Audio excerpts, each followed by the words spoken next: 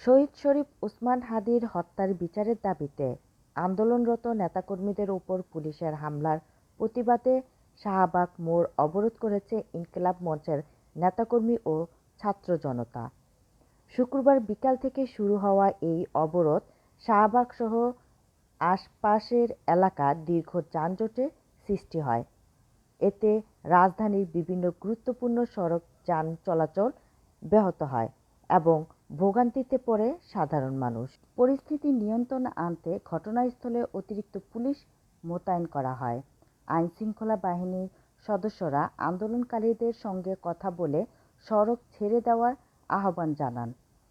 এক পর্যায়ে পুলিশের তৎপরতায় ধীরে ধীরে পরিস্থিতি নিয়ন্ত্রণে আসে এবং যান চলাচলের স্বাভাবিক করার চেষ্টা শুরু হয়।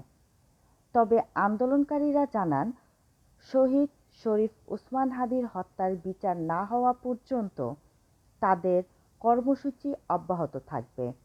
পরিস্থিতি বিবেচনায় এলাকায় এখনো পুলিশ মোতায়েন রয়েছে।